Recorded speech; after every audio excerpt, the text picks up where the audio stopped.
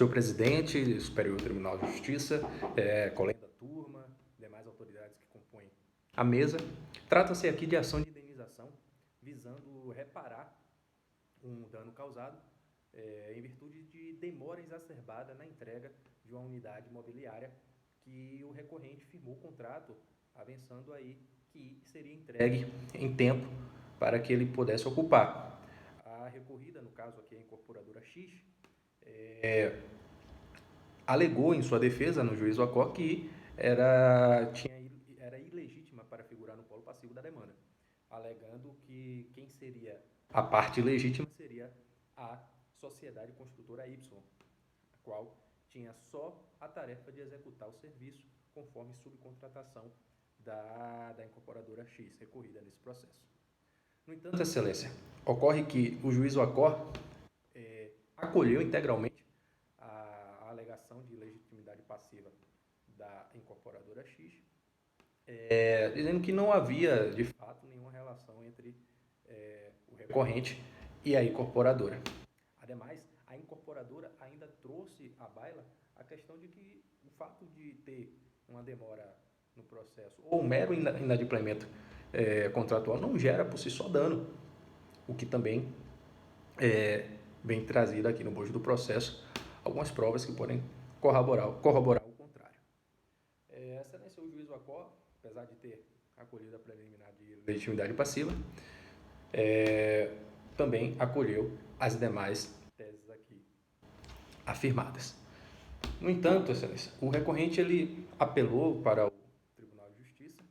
o qual, por sua vez, manteve a sentença de primeiro grau,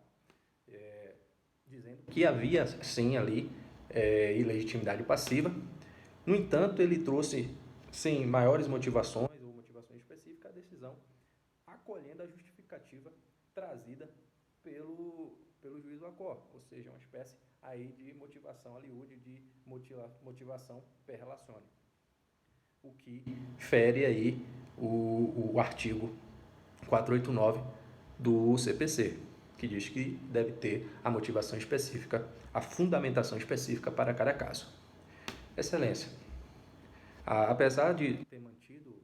o tribunal ter mantido a decisão de primeiro grau em sua integralidade, o acórdão foi proferido nesse sentido, o recorrente interpôs embargo de declaração, justificando, pré-questionando que não haveria aí, essa decisão não poderia ser acolhida, alegando que afronta aí a legislação federal, a lei federal. No entanto, o tribunal, além de reconhecer a legitimidade passiva, aplicou também multa ao recorrente, alegando que os embargos dele eram meramente protelatórios, o que não se configura, visto que a própria súmula vinculante, a própria súmula do tribunal não é vinculante, a súmula 98 traz aí a questão de que a mera interposição de embargo declaratório não gera por si só um caráter protelatório. No entanto, Excelência, essa decisão do Tribunal de Justiça, ela prejudica o recorrente de forma exacerbada, foi que não restou outra alternativa a não ser pleitear junto a esse egrégio tribunal, o Superior Tribunal de Justiça, a reforma ou a anulação dessa decisão. Sabe-se que o próprio artigo 942 do Código Civil e o artigo 25 do Código de Defesa do Consumidor traz claramente que a responsabilidade pelos danos causados a alguém que esteja na relação ali contratual ou na relação de consumo, que não deixa de ser uma relação de consumo quando você tem um promitente comprador e o promitente vendedor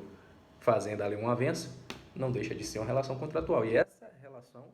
caso gere dano a uma das partes, tem que ser solidariamente suportada por quem, de alguma forma, gerou. Então, há aí a legitimidade passiva, sim, da incorporadora X no processo. Nesse sentido, ainda há que se falar que o acórdão